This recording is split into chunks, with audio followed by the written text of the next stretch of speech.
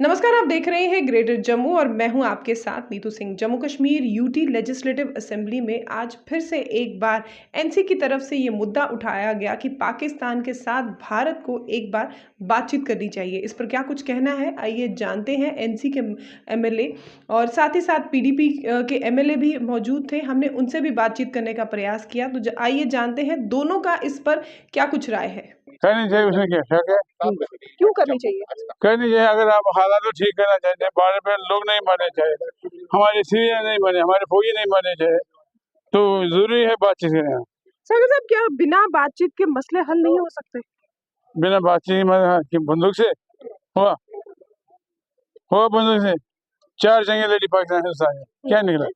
तबाही बर्बादी के सिवा कुछ निकला नहीं। हमने कुछ इश्यूज रेज किए थे, बेसिकली सवाल भेजे थे, तो वो ड्रॉप होने की वजह से हमने पूछा था कि फिर हमने ईमेल भी किया, सबमिट भी किया, तो उन्होंने कहा कुछ उसमें कम्युनिकेशन इन गैप से, तो the objective was to raise the issues, बाकी हमारा कोई मकसद नहीं। सर जब एनसी की बात करें तो एनसी का ये कहना है, आज भी यह बात उठाई गई है कि पाकिस्तान के साथ जो है वो बातचीत से मसले हल हो सकते हैं, बायलैटरल बातचीत होनी चाहिए। देखिए, उनकी सोच है, जो वो बोलते हैं, किसी दिन बोलते हैं वहाँ बमबारी होनी चाहिए, दूसरे दिन बोलते हैं बातचीत होनी चाहिए। पहले they should have a clarity, तो National Conference should have a clarity whether they want dialogue or they do not want dialogue. In one day they support action against Pakistan, the other day they support the talks with Pakistan. I think dialogue is important between people and countries. We are a democratic country and we believe that the dialogue should end violence in Jammu and Kashmir. लेकिन आपने सुना होगा कि podcast में देश to speak in the house despite being a elected representative. Is it true? नहीं, हमने बात की है, कई बार कम मिलता है क्योंकि अब बहुत एक्सपेक्टेशंस है, बहुत इश्यूज है, बट कोशिश कर रहे हैं जितना कम समय में भी हम बोल सकते हैं, जो इश्यूज उठा सकते हैं, तो we are trying our level best. तो बाकी उम्मीद है कि आने वाले टाइम में धीरे धीरे इश्यूज और भी उठेंगे।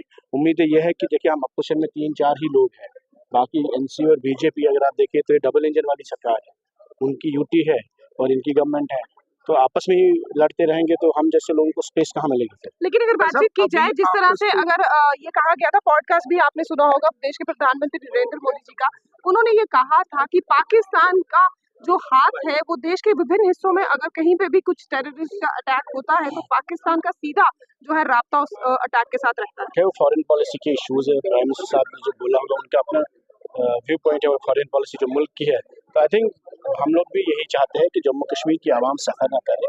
जब दो मुल्कों के बीच हॉस्टिलिटी रहती है, हमारे बॉर्डर्स पे लाइन ऑफ कंट्रोल पे शेलिंग होती है, हमारे घर बर्बाद होते हैं, फैमिलीज तबाह होती है, we want peace, that's the most important thing. खसूसी तौर पे देखा जाए तो पीडीपी जो है अक्सर जम्मू कश्मीर के लोगों की बात करती है, लेकिन इस समय अगर बात की जाए फायर एंड इमरजेंसी के एस्पिरेंट्स की, तो उनका मुद्दा इस समय काफी गरमाया हुआ है। डिमांड जो है उनकी, मुद्दा आज गवर्नर साहब के साथ उठाया हमने, we have written a letter to him requesting him to उसको कंपैशनेटली इनके इश्यूज को देखा जाए। एनसी के एमएलए अली मोहम्मद सागर और पीडीपी के एमएलए वहीद परा के द्वारा जिस तरह के बयानबाजी आए हैं, तो लग रहा है कि कहीं ना कहीं अब जो है पाकिस्तान की तरफ जो है अक्सर देखा जाता था कि एनसी और पीडीपी जो है उनकी भाषा बोलते हुए नजर आते थे, और आज भी वही हुआ है। आपकी क्या कुछ राय है, हमें कमेंट सेक्शन में बताइएगा जरूर। तब तक के लिए मुझे दीजिए इजाजत। कैमरामैन अजय जाडू के साथ मैं नीतू सिंह, ग्रेटर जम्मू के लिए।